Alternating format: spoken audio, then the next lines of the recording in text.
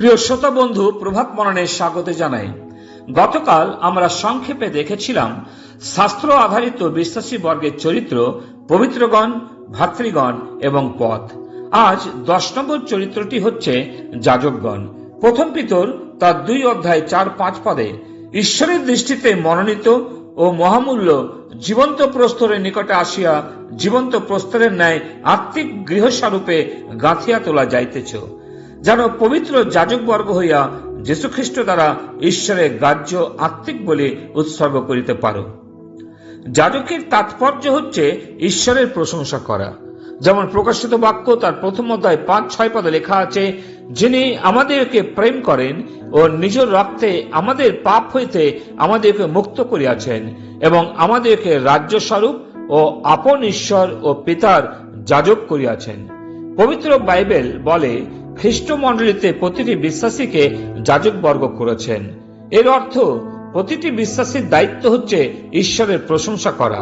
যেমন একজন যাজক সে নিজেকে পবিত্র রাখে একটি বিশেষ পরিচর্যার জন্য, তদ্রূপ ঈশ্বর আমাদিগকেও তাঁর সেবা ও আরাধনা প্রশংসার জন্য এই বিশেষ যাজকত্ব পদ বা চরিত্রটি প্রদান করেছেন। পুরাতন নিয়মের যাজকেরা ঈশ্বর ও মানুষের মধ্যে এক মধ্যস্থতার কাজ করতেন, কিন্তু নতুন নিয়মে বিশ্বাসীরা মানে আপনি ও আমি সরাসরি ঈশ্বরের নিকটে উপস্থিত হয়ে থাকি। আমাদের মধ্যস্থ স্বয়ং প্রভু যীশু খ্রিস্ট। যেমন 1 তিমথিও তার 2 অধ্যায় 5 পদে লেখা আছে, কারণ একমাত্র ঈশ্বর আছেন, ঈশ্বরের ও মনুষ্যদের মধ্যে একমাত্র মধ্যস্থ আছেন, তিনি মনুষ্য খ্রিস্ট যীশু। অতএব আমরা খ্রিস্ট যীশুর মধ্য দিয়ে পিতা ঈশ্বরের প্রশংসা আরাধনা করে থাকি।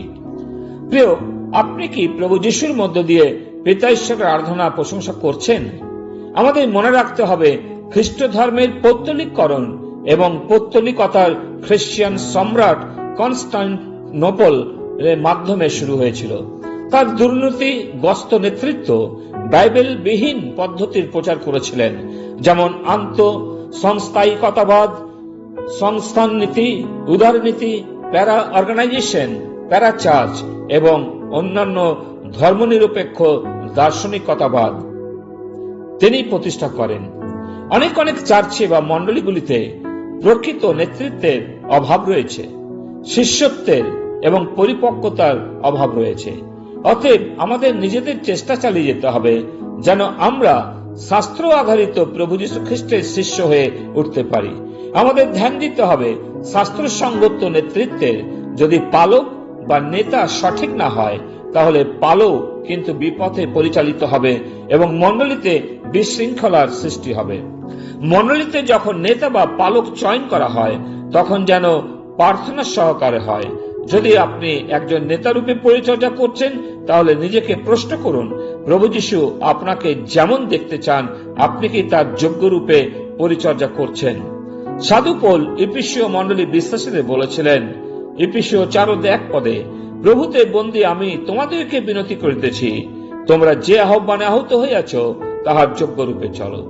যখন ইফিসীয় তার 4 অধ্যায় 4-6 পদ পাঠ করবেন, লেখা আছে যেন আমরা পরস্পরকে ক্ষমা করি।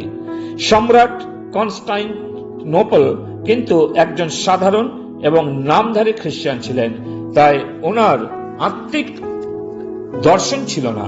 যদিও তিনি চেয়েছিলেন তার সময়কালে সমস্ত প্রজালোক যেন যীশু খ্রিস্টের অনুগামী হয়, তাই তো তিনি বিভিন্ন খ্রিস্টান রীতিরেওয়াজ লাগু করেছিলেন, যেগুলো আত্মিক ছিল না কিন্তু মানসিক ও জাগতিক বিষয় ছিল। কিন্তু স্থানীয় মণ্ডলীর পরিচিতি শাস্ত্র অনুসারে পৃথক ছিল। আসুন একটু দেখার চেষ্টা করি স্থানীয় মণ্ডলীর পরিচিতি বা আইডেন্টিটি। প্রথমত, খ্রিস্ট হচ্ছেন মণ্ডলীর মালিক এবং নির্মাতা, এবং বিশ্বাসীদের জগৎ থেকে ডেকে বের করে এনে পৃথক করেছেন। যেমন মথি তার 16:18 পদে লেখা আছে, আর আমিও তোমাকে কহিতেছি, তুমি পিতর, আর এই পাথরের উপরে আমি আপন মণ্ডলী গাঁথিব, আর পাতালের পুরোদ্বার সকল তাহার বিপক্ষে প্রবল হইবে না। হ্যাঁ প্রিয়, শয়তানের কোনো ক্ষমতা নেই খ্রিস্টের মণ্ডলীকে ধ্বংস করতে পারে। যদি কোন ব্যক্তি শয়তান দ্বারা পরিচালিত হয়ে খ্রিস্টের মণ্ডলীকে কালিমাযুক্ত করতে চান, সেই ব্যক্তি শয়তান দ্বারাই বিনষ্ট হয়ে যাবে। কারণ প্রভু যীশু বলেছেন, পাতালের পুরোদ্বার সকল কখনো মণ্ডলীতে প্রবল হতে পারে না, তাই প্রথমত খ্রিস্টের মণ্ডলীর পরিচিতি স্বয়ং খ্রিস্ট। অতএব আমরা যেন কখনো খ্রিস্টের মহিমা নিজের উপরে নেবার চেষ্টা না করি। পুরাতন নিয়মে ঈশ্বর বারে বারে বলেছেন, আমি আমার গৌরব কাহার সাথে ভাগ করব না। প্রিয়, যারা ঈশ্বরের মহিমাকে নিজের মহিমা বলে মনে করেন তারা কিন্তু আসলে ধ্বংসের পথে রয়েছেন, সাবধান হবেন। আসুন, খ্রিস্টই হচ্ছেন মণ্ডলী বা চার্চের মালিক, তাকে তার যোগ্য সম্মান দিয়ে তাকে আমরা ভয় করি। ঈশ্বর তিনি তার এই বাক্যে আমাদের আশীর্বাদ করুন, সাহায্য করুন। ঈশ্বর যে মহিমা পাওয়ার যোগ্য তাকে যেন আমরা যথারীতি সেই মহিমা এবং গৌরব প্রদান করি। পিতা ঈশ্বর, আমরা তোমাকে ধন্যবাদ দিই যে মণ্ডলীর মস্তক স্বরূপ প্রভু যীশু খ্রিস্টকে সেই মালিকত্ব দিয়েছ।